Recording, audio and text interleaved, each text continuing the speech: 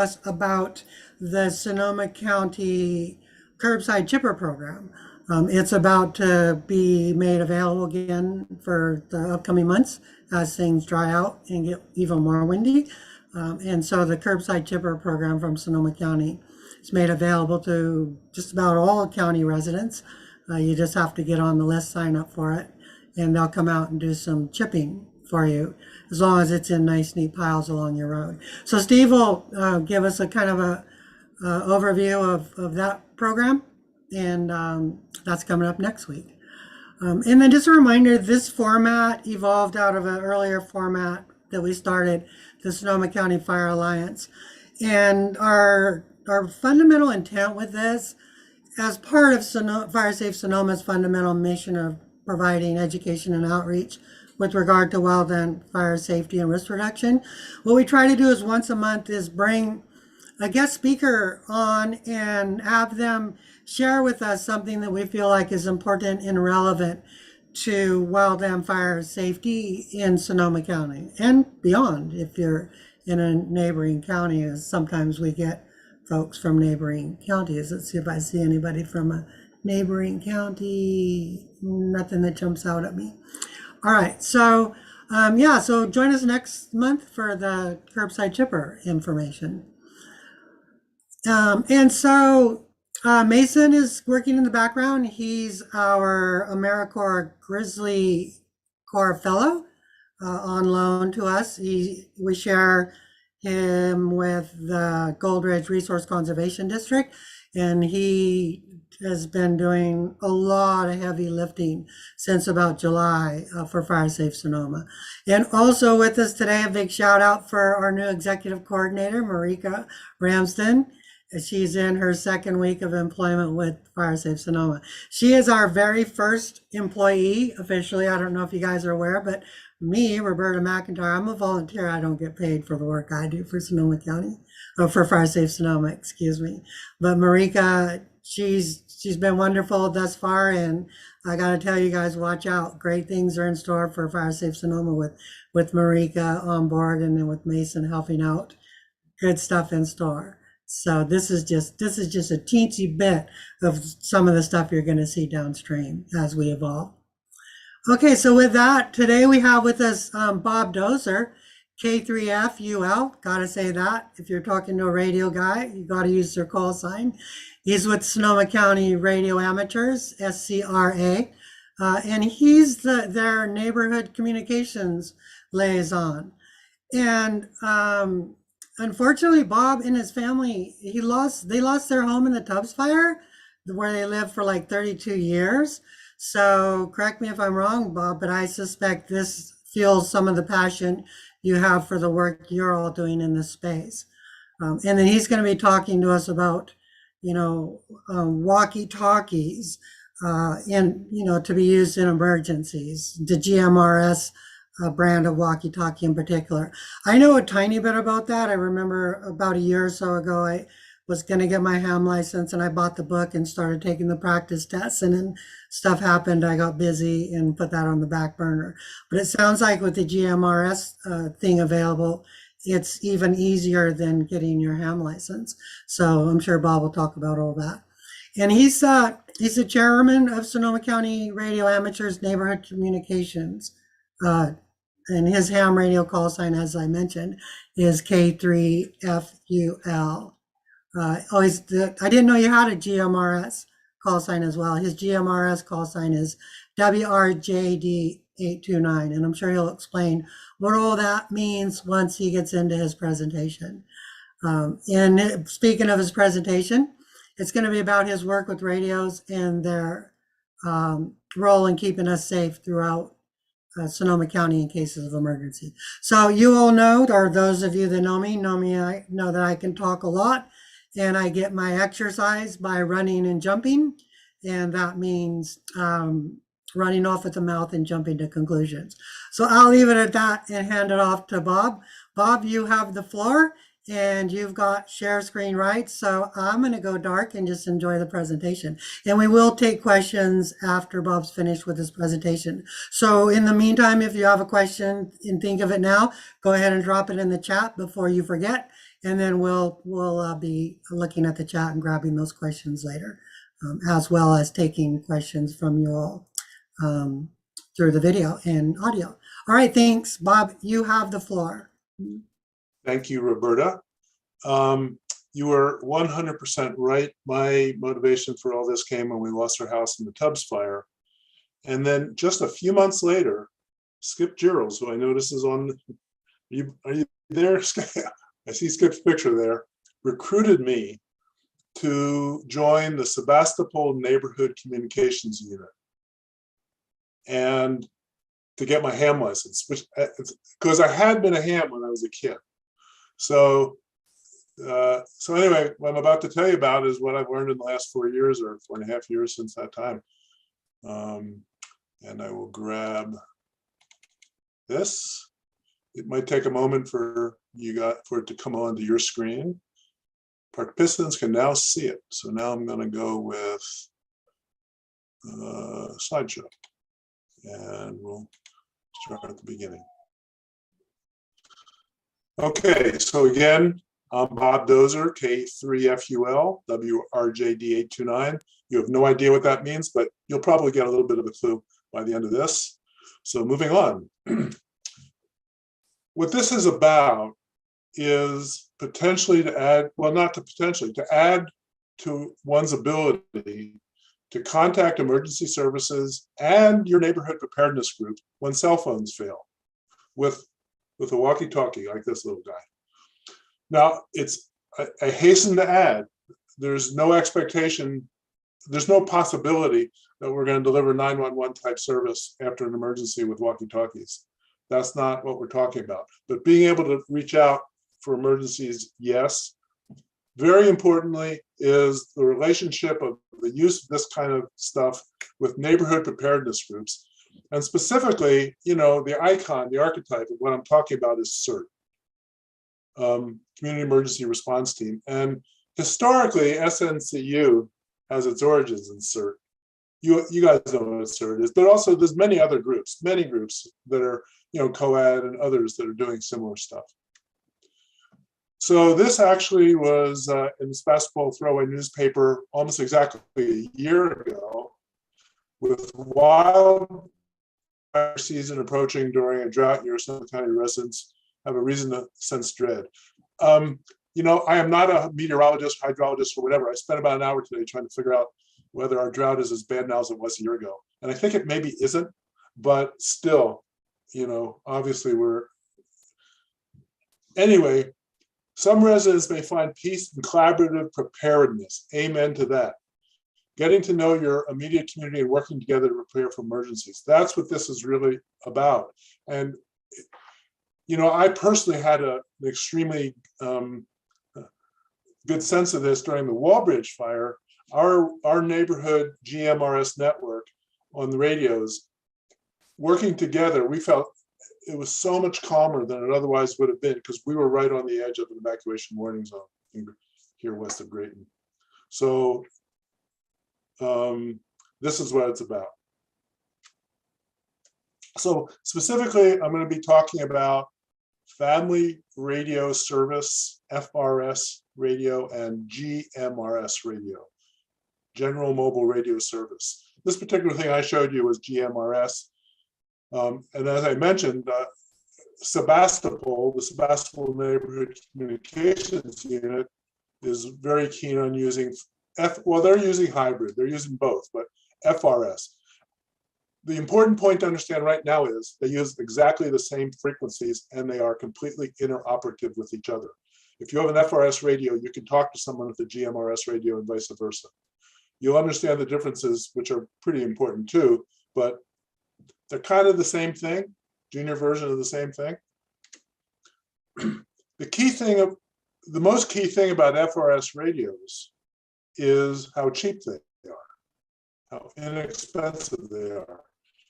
So you get a 6-pack for $72. That's $12 per radio. This is the radio recommended by SNCU, I mean the FRS radio, and this one's $30. I'm not exactly sure, you know, it's pretty, you know, bottom line is I wasn't part of the decision regarding that. Midland makes good radios. I have no reason to not think this is a good radio. And here, but there's others, Motorola. You know, my experience with FRS radios, which is quite a bit, is they all work. They all fundamentally do their job. So FRS radios are ideal for many, but not all circumstances, as compared to GMRS. They essentially are lower power radios. They're very good at close range. They therefore produce less interference. They're very inexpensive and they're simple to use. And in, you know, the bottom line kind of is in more urban, more closely demographically denser neighborhoods, FRS radios are often quite adequate, and they are very, very adequate in Sebastopol. But they may not be adequate at all out in, you know, Coastal Hills radio area, you know, Seaview, or even my neighborhood, not as good. It's too hilly around here. Their disadvantages is they have low power, they have poor antennas, and they can't work with repeaters. Now, GMRS radios, on the other hand, again, we're talking about the same frequencies and stuff, have more power, much better antenna choices. They're fully compatible with repeaters, and I'll try to explain that. They come with scanners for fire, medical, CDF. They all do. Some FRS radios do this now too, but having scanners for other frequencies, weather, and all this is, you know, is useful. The disadvantage is they cost more, and they also produce more interference because they're more powerful. How much more? Well, again, this radio here that I have in my hand, which is that one, is $60, $60. And you see the big question mark there, and the question mark is that the new ones, I think, are not to be, they've done something really weird. They used to produce 5 watts, and they're only putting out 2 watts now. So I am big red. We don't recommend this radio anymore, even though I have it and love it. Now, on the low cost end of this, you know, the Retivas, 3 radios for $83. That's under $30. That's $28 a radio for those 3. And I've never laid my hands on one. I've heard people who've used them like them, and then I went and looked up some reviews, and they're well reviewed, and they do the job. So this probably is the low end entry point. This is the low end entry point for GMRS radios. So that's $28 a piece. This is the radio that we're recommending, however, and it's $100. I don't want to get into it too much. It's fancier. It does a lot of cool things that the Retivas doesn't do, but for just fundamentally basic making contacts, you know, the other one's probably adequate. And this is the really cool one. If you're really into the super sexy radio, that's this one. And it was this ad which I learned the term SHTF. I didn't know what that meant. SHTF scanner. Yeah. Am I allowed to say it on this kind of thing? SHTF, shit hits the fan. That's what it means. Anyway. We are streaming on YouTube. Uh-oh. So this radio, I actually also own this radio. This is a 40 watt radio. You know, the handhelds are all 5 watts or 2 watts or less. This is a 40 watt radio. I have it at home here. I've attached it to a much better antenna. It's kind of a base station. It really has a great reach. This radio we have at the Grayton Fire Department, and a tremendous antenna and a tremendous location. And we have a very, very large, I'll show you maps later of how far we can reach with this radio from the Grayton Fire Department. And the point, of course, is that me with one of the little radios in my backyard can easily talk to the Grayton Fire Department without problem, no problem. We've done it, we've tested it. So here are all the GMRS radios out there. By the way, I'll say at this point that I put a link in the chat box, the first link, and that has all the content that I'm really giving you today. So you don't really have to take that much in the way of notes. In fact, there's way more content in that link than in this. So it's all there, and it's a little bit more updated maybe. That's really up to date.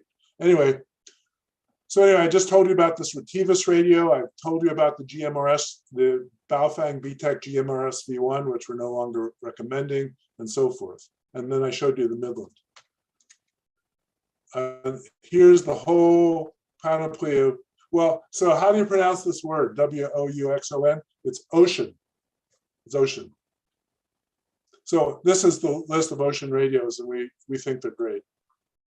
They're really good radios. I played with some of them. They're really, really good radios. I like them. So another cost, other than the radio, is you have to get a license from the FCC. For FRS, you do not need a license. You just go buy the radio, you're up and running.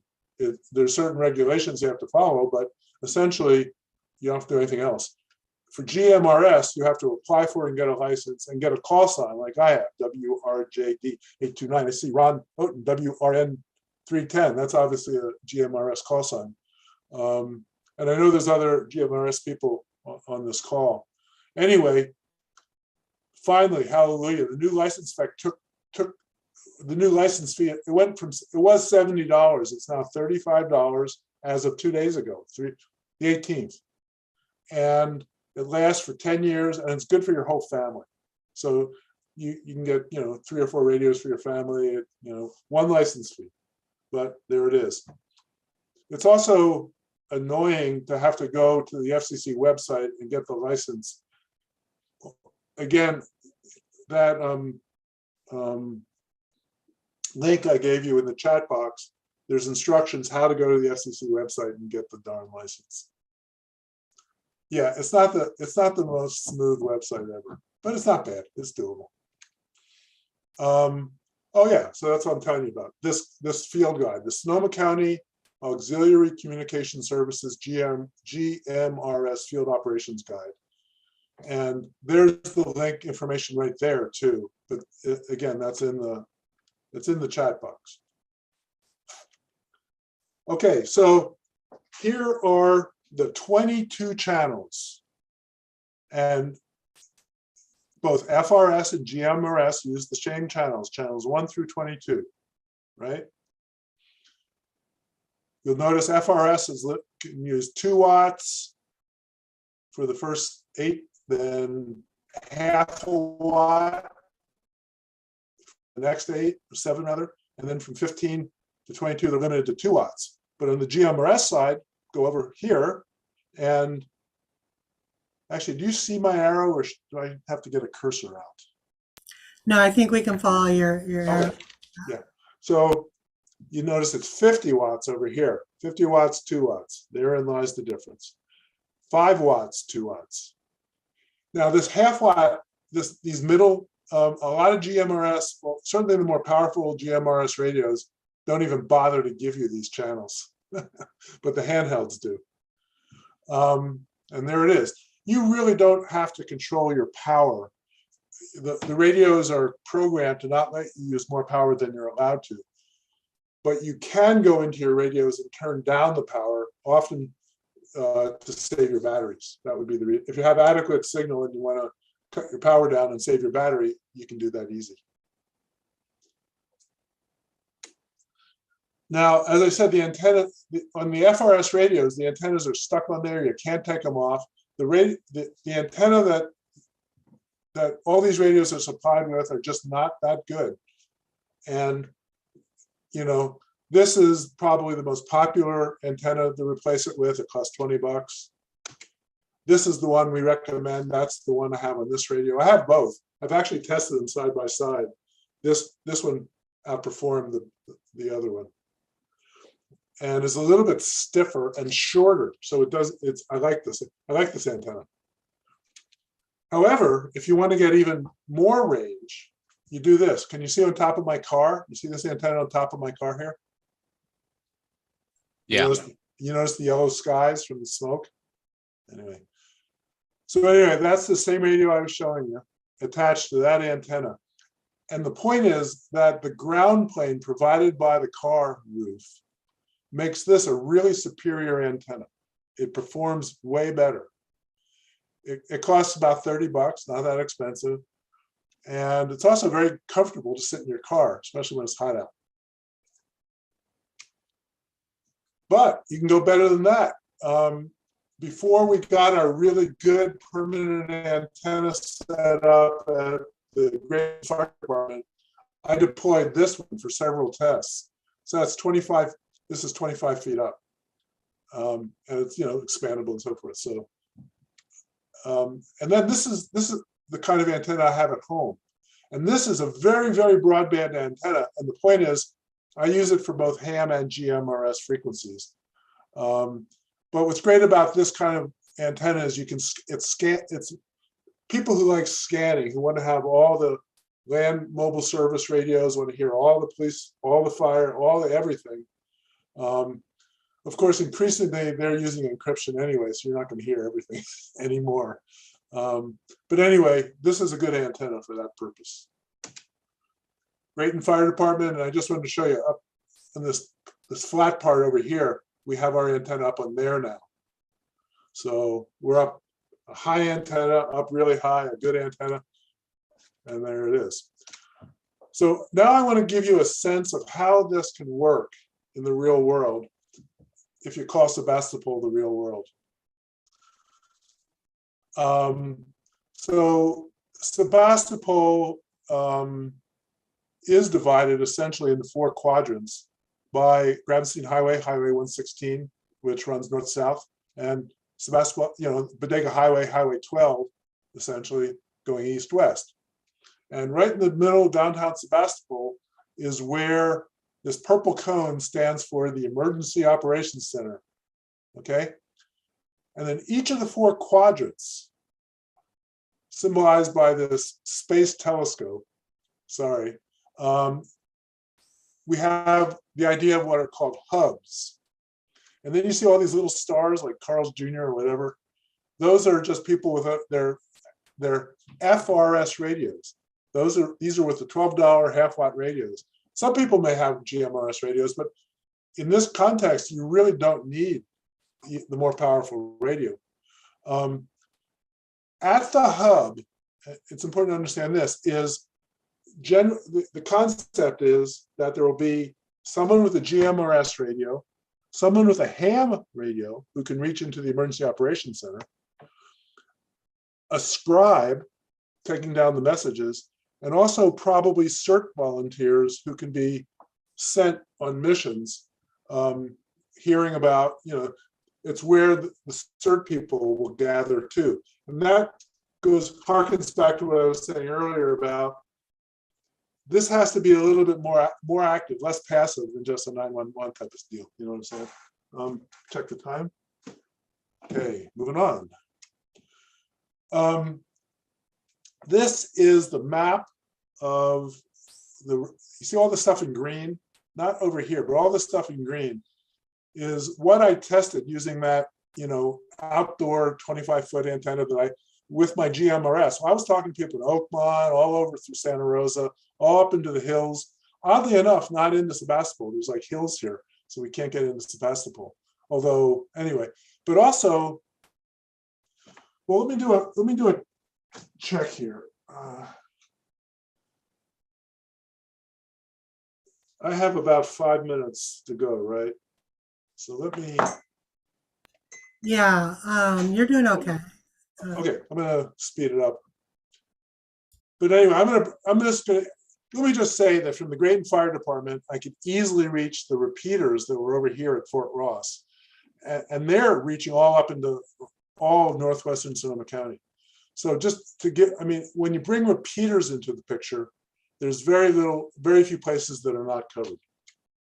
How do repeaters work? Instead of just one radio talking to another radio, it's like your cell phone. But the point is that these repeaters are more robust than cell towers are.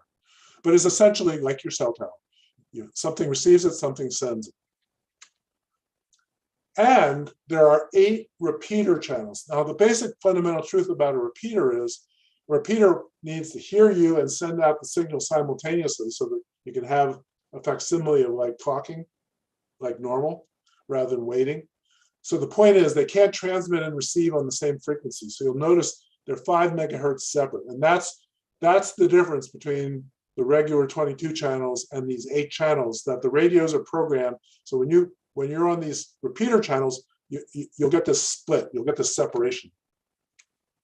This is about to become the crowning glory of repeaters in Sonoma County. This is Sierra Road Tower, which is out of Kernville.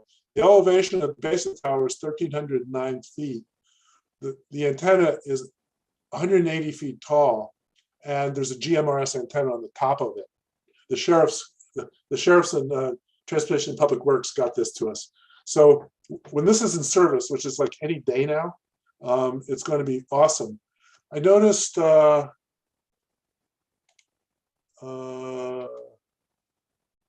somebody, I can't remember my name. Anyway, there's repeaters servicing now, which are just incredible, including into my neighborhood. That's what I'm excited about. These are the repeaters in Sonoma County. So you see there's 1, 2, 3, 4, 5, 6, 7, 8, 9, 10, 11, 12 repeaters. One of them is simplex. 11 repeaters that are functioning right now. And at my house here in Grayton, we can reach Fitzjoy and Overlook.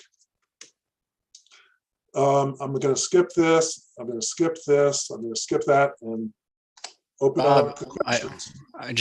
Bob, I did want to say you have a good amount more of time still if you do want to cover things a little bit more. Yeah, there's a lot more time if you want to use it. Okay. So I did a really short shrift on the idea of repeaters. And let me just say this about repeaters.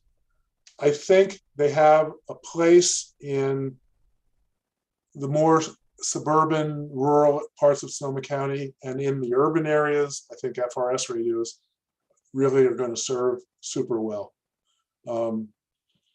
And for organizations, say like COAD, which is all over the county, they clearly need GMRS if they're going to be as mobile as they want to be. For many neighborhoods, I think a simple, just having you and your neighbors going through the process of learning how to use these radios and talking to each other has an incredibly wonderful side benefit of neighborhood cohesion. Like, for example, in our local GMRS network, we once a month we get together and say, oh yeah, we can hear each other. And then they start talking, then they end up making dates for going on walks to the pond, or, we're going this and that. It just becomes a great socially cohering. And then finally, I'll just finish with, again, my story about the Walbridge fire. By then we had, about a mile up and down Green Valley Creek, about 10 households, all have GMRS radios. During that time, there were PSPS power failures. There was, just power failures. It was a very chaotic time, as you recall. And it turns out that we were within a quarter mile of evacuation. But we weren't. But, to have everyone be able to say, oh yeah, to talk to each other was so calming. And it was so wonderful to be able to have your neighbors share this, seriously. Okay, so I'd like to stop sharing and just, I think people probably have some direct questions. Yeah, I'll start off with some questions that I have, and then we'll have people drop questions in the chat or raise your hand. And Mason will help me watch the folks if you raise your hand. Mason's really good at telling me, Roberta, be quiet, somebody raised their hand. So one of the things that I have some concerns about, Bob, is that, I used to be a firefighter, and one of the first things you learn as a firefighter is how to use the radio. So there's a proper way to use the radio, and then there's not. For instance, you say who your trying to call first, and then you say who you are, like, Santa Rosa, engine 3. And then the other thing too is, I imagine, particularly with the repeaters, when you key the microphone, wait a couple seconds. Is that still true before you start speaking so you don't cut yourself off? So with all that said, I guess my fundamental question is twofold. One, assuming that to get the GMRS, the lower end license, there's probably not any kind of test you take or whatever. So No test. yeah, there's probably folks that will get a radio, not know how to use it, and just go, Well, hey, where are I have the answer for this, and Okay. thank you so Know much where for the I'm going. question, This is where I'm going with because the it's crucial. It's the crucial question, which is training in the use of these radios. So, first of all, we in our training program for community groups, and I do it. I've gotten one developing now with SNCU, and the appropriate network protocol, the appropriate radio protocol is the main thing that needs. I mean, it doesn't take very long to figure out how to push the buttons. That's fair, that's the quicker one. That's the scary part. And then there's how to talk to each other, because only one person can talk at a time. That's the fundamental rule. And so I'll just report the experience of the Coastal Hills Radio Group, which has now about 60 families that every single week have a GMRS network. And it's complicated because they have 4 repeaters, but the repeaters, so there's some relaying that has to happen with this thing. So anyway, it's a more complicated than usual network setting. And some of my friends who, like Dave Horvitz, who started this thing out, says it was delicious chaos when they first started doing it. But within a few weeks, it got to be pretty good. And now they're like pros. And the thing about this is, it's fun to do this. Talking to your neighbors and playing radio is actually pretty fun. And as I said, there's all these other side conversations which really add tremendous value to the whole endeavor. So the point is, once you get a group of people together with the radios in hand, you got them. They're going to form a network. Okay. And they're going to learn how to use them. And the last thing I'll say on that, to answer that, is again on the very top of the chat, in that link, I have, in that link, it's the very first link, in the field operations guide, there are scripts on how to run a network. Perfect. Yeah. So anyone who's here, if you haven't grabbed that link yet, we did put it in the chat a couple more times since then. So if you arrived late, I recommend you check it out. While Bob was doing his talk, I kind of looked into the field operations guide. It's pretty darn comprehensive. And you guys made that guide, right? Here. Yeah. That's pretty cool. So that's where you start. I would say before you go out and buy a radio, look at the field operations guide and then go buy your radio. Another question. There's a lot of detailed information on how to purchase them. Yeah. Yeah. A question I have too, Bob, is who's installing those repeaters? I mean, they're not cheap, and how do you Transportation and Public Works, Johannes Horvitz, Hoverts. So there's money flooding into the county for all kinds of preparedness stuff, and in particular, it's TPW. Yeah. So if anyone here had some area that really could use some GMRS coverage, like for example, the people around Cloverdale, there's some neighborhoods back in there that are very isolated, very fire prone and so forth. And basically they just talk to Johannes, and he's putting in fire watch cameras with the GMRS repeaters. That's what he's doing. It's really good stuff. So one of the things that folks worry about, and has happened, is that these sites where the antennas are, like cell sites, I suspect that these repeaters require some kind of electrical power to stay functioning. How long, if that's the case? They all have solar systems. Okay, so And when batteries, and when it batteries. Yeah. when we've had the PSPS for a while, then we have a fire, and then when the No, totally. No, your point's well taken. I can say this, how long will that it the last? ham repeaters, none of them failed. Nice. There's one ham repeater over the last 4 years that's been taken down by fire. And, and at some point, like 70% of the cell towers are down. Like in certainly right after I looked at I've written about this. I think it was more than 70% of the cell towers were down in the week after the Texas fire. So the repeaters are much more hardy, and the GM, that, for example, that CERT tower, which has been there for years and is maintained by it belongs to the Sheriff's Department of Sonoma County, is a heavily defended repeater. The repeater on it was heavily involved in these fires lately. It's the downriver repeater. I forget what mountain it's on, but it's basically north of the Russian River, essentially Mount east Jackson. of Windsor. Mount Jackson, that's it. Mount Jackson was fought over heavily and saved and kept in service the whole time. So these repeaters are defended. Well, and Mount Jackson is the California CDF, belongs to CDF. They want to keep their things, they have to keep their things running. Anyway. So I want to try something real quick. So I want to see, first, assuming everyone knows how to raise their hand or do a thumbs up. Let's do a thumbs up. Everybody here who has a GMRS radio, can you do like a thumbs up?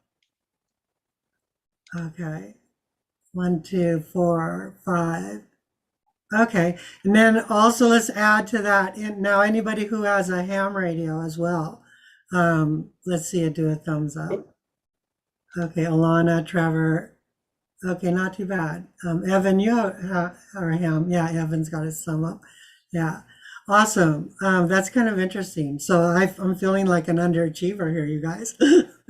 Well, the technician license is pretty easy. Yeah. And there are these, my own personal experience with this is, there are these websites. It's an open book test. We already know all the questions. And, so there's a pool of 300 questions and you will get asked 30 of them. And there are these websites that will pound it into your brain. And there's, you don't necessarily even have to understand it. I mean, it does kind of explain it, but it will you will pass the test. Yeah. It punishes you every time you get one wrong by asking you the question again and again and again. Okay, and that's for him. So yeah, and if you do that for a weekend, you'll pass the test. That's what it looks like Skip has his hands up. Before you skip, though, I think Carolyn had her hand up. Carolyn, did you have a question? No. Okay. Go ahead, Skip. Well, I just want to say that one, it's great presentation, Bob. And I'm not. I mean, I have a GMRS radio, and I did graduate from using the FRS to the GMRS. But it's sort of like my computer. I probably use like the basic. I push the button, I talk, I listen. So I don't get into it nearly as deeply as Bob. For things. But I think there was a comment in the chat, and I want to just reinforce it. The weekly or the monthly nets that we have where we do the check-ins have made a huge difference with my comfort with the radio. Just to be able to do the basic things, which is to hear what information is going, question what information, learning some of the basic things. It's really not nearly as difficult as my concern was making it. It's much simpler, and those regular nets, just using the darn things on a regular basis like Bob was talking about and somebody else mentioned, makes a huge difference in the comfort in being able to use it. That's it.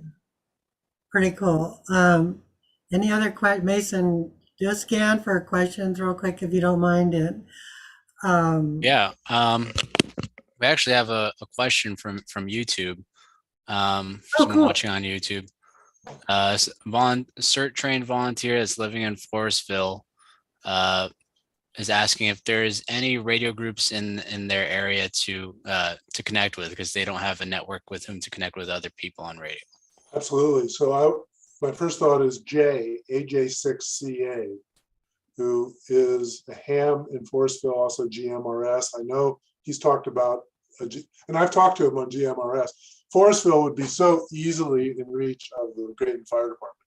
So plan A is the Grayton Fire, during an emergency, the Grayton Fire Department will actively be receiving signals in Forestville, even down to the river, down into the Russian River. It can be heard from Grayton.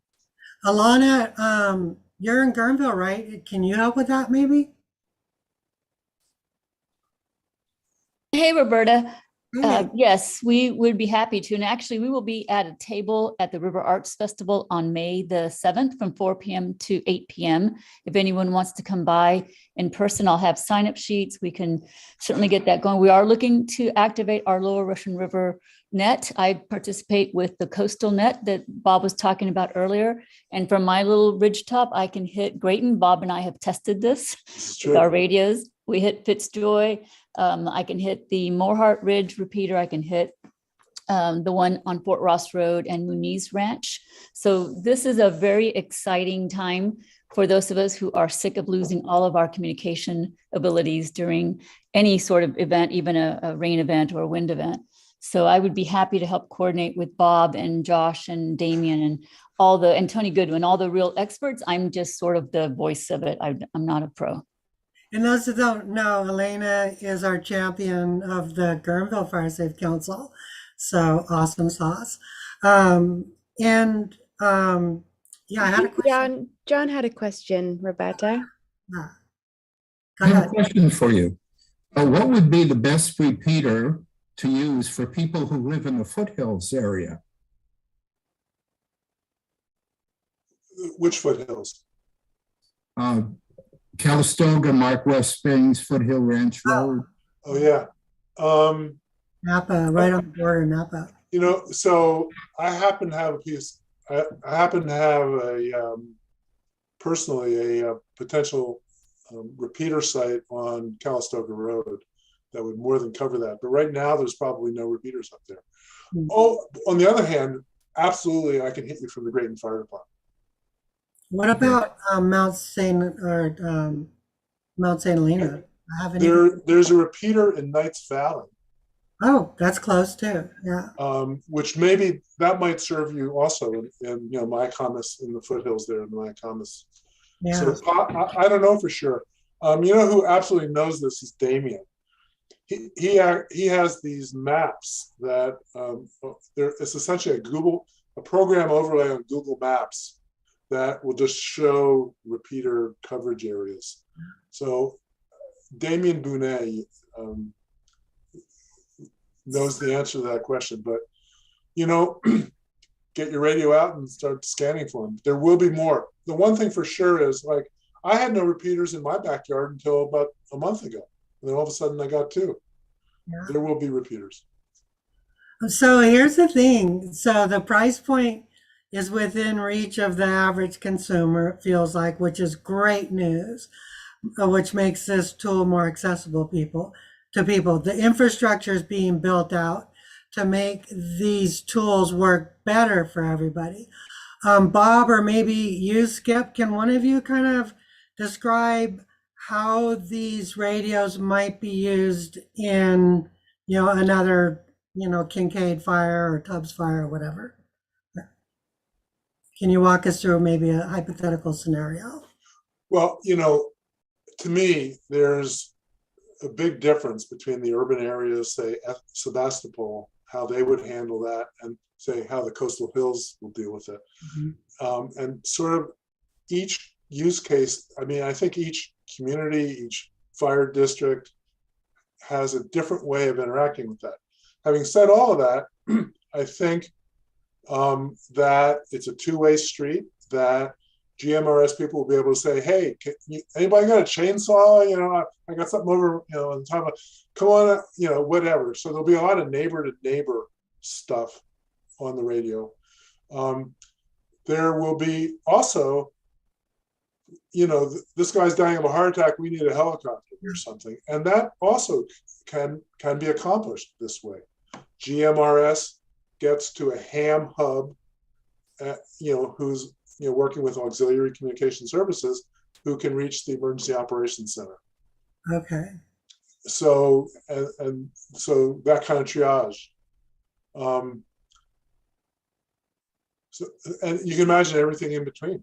Yeah, I can imagine just if you're in a remote area, bouncing to somebody who's just got their cell phone.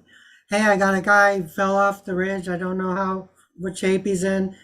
Can you call 911 for me? Here's my lat and long. Yeah. Or my location, whatever. Oh my gosh, what an awesome tool.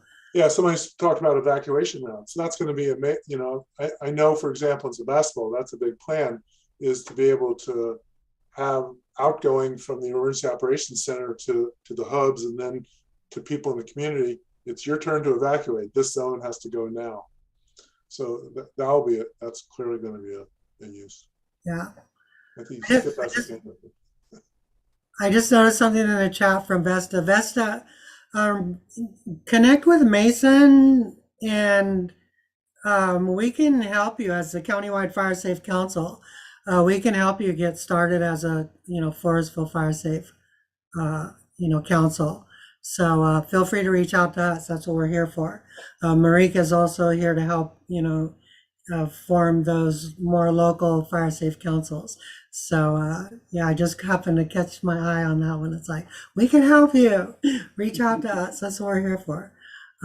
Let's see.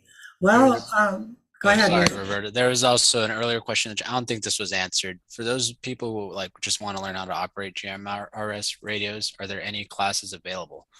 This question's from Nathan. Yeah. Oh, so I am in the process of working with the Sebastopol Neighborhood Communications Unit, because they have, I believe, 3 neighborhood groups that want to do GMRS. So, I have a plan to literally, give this talk essentially to them as a whole, and then to meet with each group with radio in hand and push buttons and make that work. And then instruct them on how to start a network so that they can, practice, like Skip was talking. Yeah. Elena, you have your hand up.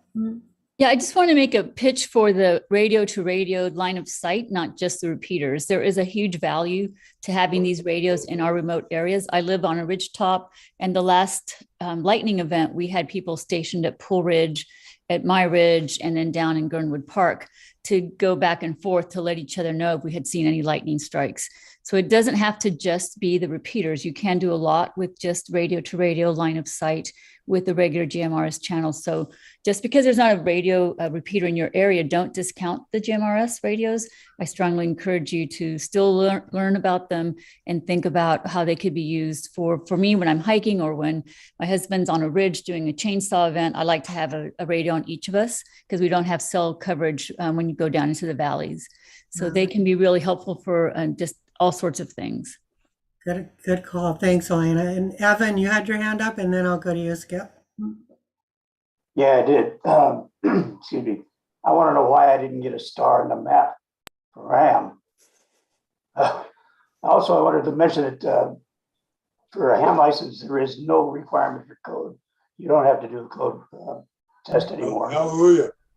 Yeah, I'm a code freak myself, but so I think that's a lost art. But you don't have to pass a code test. Also, when you're doing, people have to make sure that they understand that when you're using a repeater, your radio, when you hit push to talk, goes to a different frequency automatically, and you're listening to the frequency that say you're on 403, whatever. There's a particular offset. I'm not sure what it is for It's 5 megahertz on GMRS. Okay, well, so when you want to go simplex, you have to make sure that your simplex is the same frequency, and you're talking to other people. So if you leave it on the offset, you're not going to be able to communicate. Let's see, that was it. I think that's all. All right, thanks, Evan. And Skip, go ahead. Yeah, just to comment that Bob's effort with SNCU, the classes that SNCU or the trainings that SNCU might offer is on sebastopolready.org. And you can find SNCU information there on the calendar when they have upcoming classes, FRS or GMRS when Bob gets something going for us. And then they also try to facilitate the ham. But I also wanted to go back, Roberta, to sort of what you were saying. You know, there's a process that we're using in Sebastopol that has a little bit of a different tweak to it than our hubs directly contacting into the EOC. Our hubs go to the Sebastopol Fire Department, and there is a fire department liaison person there that makes that decision as to whether or not any of that information really needs to be passed on. They might be using their resources locally in the station itself so that they don't have to bother EOC with something. But if it needs to be elevated, that decision is actually made by somebody other than our SNCU group, so that we're staying a little bit more closely connected to FRS, GMRS. We do have the ham, but it's like Bob was saying, what's going on in the neighborhoods? Do you need that chainsaw? You know, you need some TP over in your area. Like, what is it that you need that we might be able to find in one of the other zones, the evac zones, like the 4 zones that Bob was talking about, is really trying to keep it at that level and not necessarily get involved with that 911 level information, unless it's pushed to us from the EOC or requested to be sent to the EOC by our liaison. So the community level, I think, is really, really important. And that's a primary focus for Sebastopol.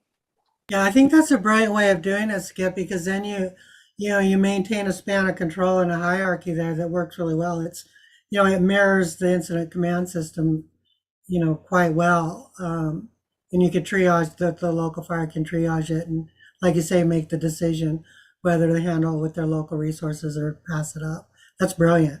That is. One more thing, Roberta. Just wanted to mention, if you get into, you report the emergency, it's called emergency traffic, and then you back off. You don't want to be trying to direct things that the first responders are, you don't want to get in the way. Just give them the information, then you back off, unless you're asked to do so. Right. Yeah, exactly. Good call. Thanks, Evan. That's a good point.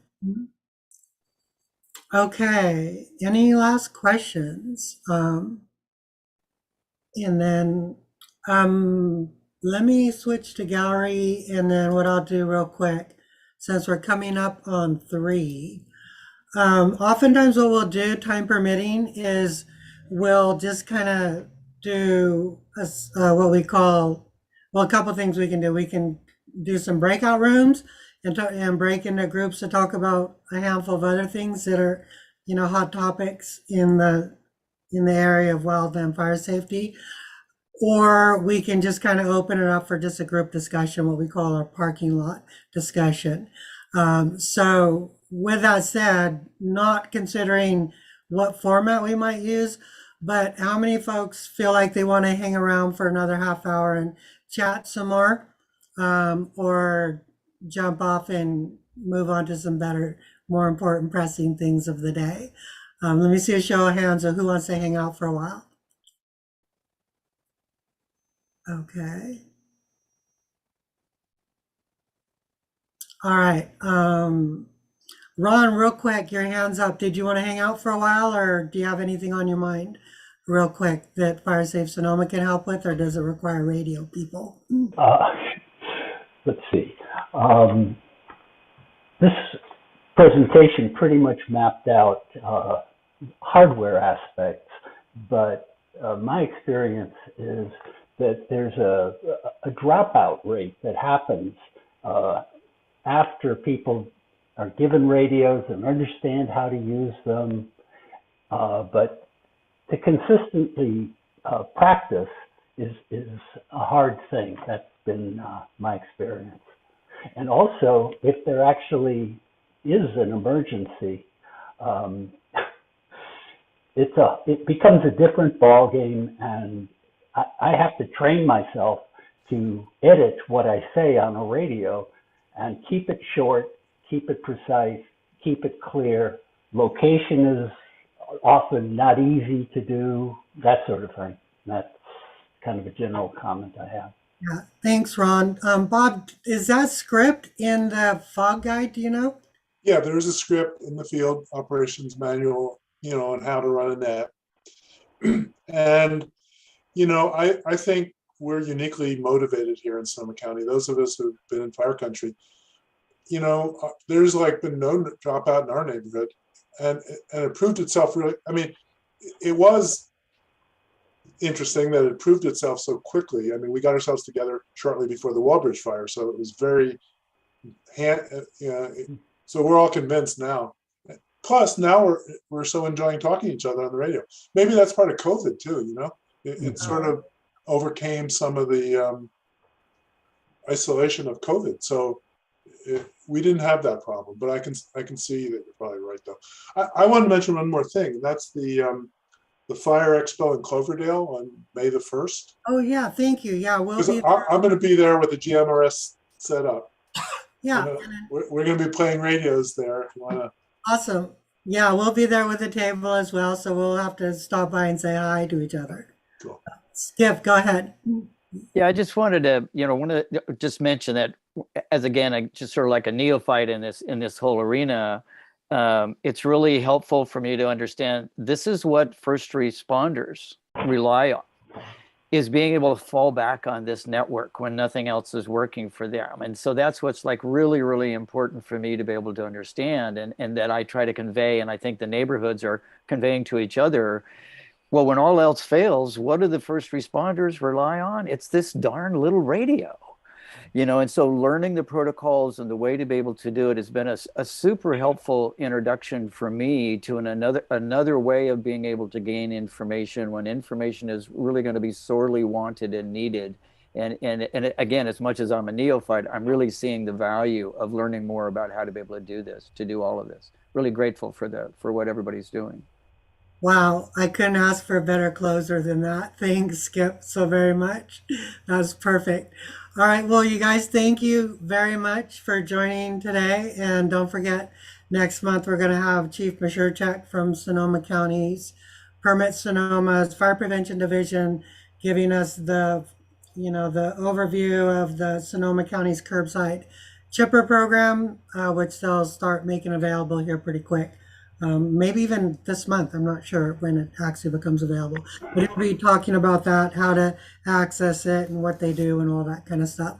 So thanks again, everyone, for showing up. And Fire Safe Sonoma, as your countywide fire safe council, we're here to help you. So I'm hoping to hear from Vesta, see how we can help you guys out there in Forestville.